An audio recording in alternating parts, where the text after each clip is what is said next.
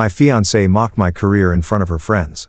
With a smug grin, she smirked. "Oh, he just sits in a boring little cubicle all day." They laughed. I laughed too, on the outside. But inside, I made a decision that would change everything. Because one day later, when she came to apologize at my office, she found out the truth. I had been promoted, moved across the country, and left her behind without a word. Looking back, I should have walked away that very night, when Mia humiliated me in front of her friends. It wasn't a harmless joke. It was a mask slipping, the truth spilling out. She didn't respect me, not as a man, not as her partner, not even as someone worth standing beside. But I didn't leave. Not then. Instead, I played along, smiled, let her think she had won. Because people like Mia only learn the hard way. And I was about to teach her the hardest lesson of her life. The night it all started. We were at a dinner party at her friend Jessica's place. It was one of those gatherings where everyone tried to show off, better jobs, bigger paychecks, flashier vacations. I never liked them. But I went for Mia. At first, everything was normal. Wine, small talk, bragging. Then someone asked Mia, "So, what does Michael do again?" I expected her to say what she always did, something vague but respectful. Instead, she smirked and said, "Michael? Oh, he just pushes papers in some tiny cubicle." The room erupted in laughter. Jessica added fuel. "So basically, like a secretary, right?" Mia doubled down. "Exactly. He just types spreadsheets while real power players make moves." The word stung, but what hurt more was how natural it sounded. Like this was how she always saw me, not as a partner, but as a placeholder. I could have called her out right then. But instead, I laughed it off. "Yeah," I said calmly. "Just a boring cubicle job." She thought she had embarrassed me. She thought I was weak. But in reality, she had just made the biggest mistake of her life. Because the truth was, I wasn't in a cubicle anymore. For months, I'd been working directly with upper management. My boring job was turning into a high-ranking role with a massive salary increase. And the best part? The position was across the country.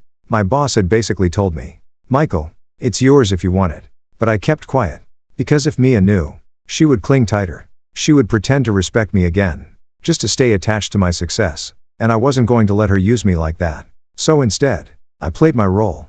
Sweet boyfriend. Cooked dinners. Kissed her forehead. Even took her out.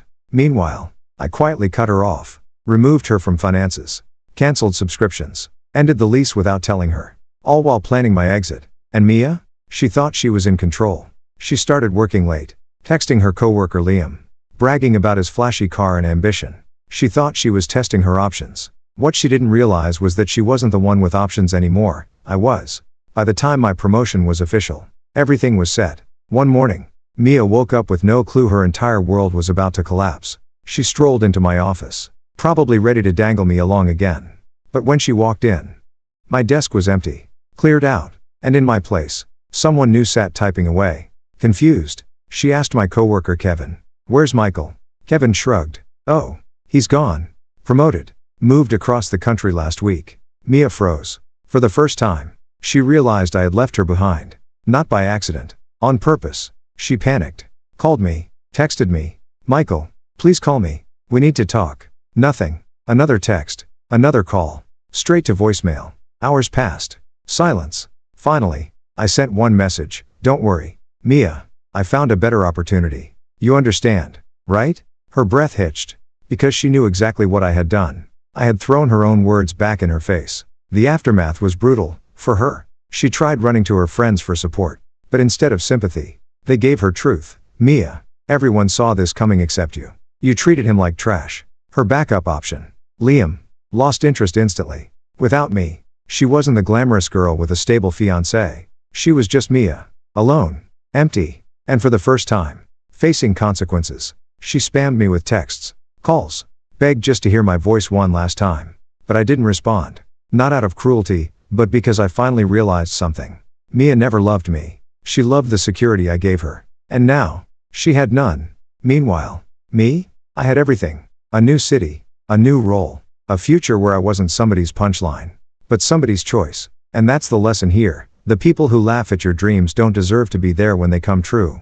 Because in the end, the best revenge isn't revenge at all, it's moving on without looking back. If you enjoyed this story, make sure to like, subscribe, and share so more people can hear it. And tell me in the comments, would you have left the night she humiliated you? Or waited until the perfect moment like I did?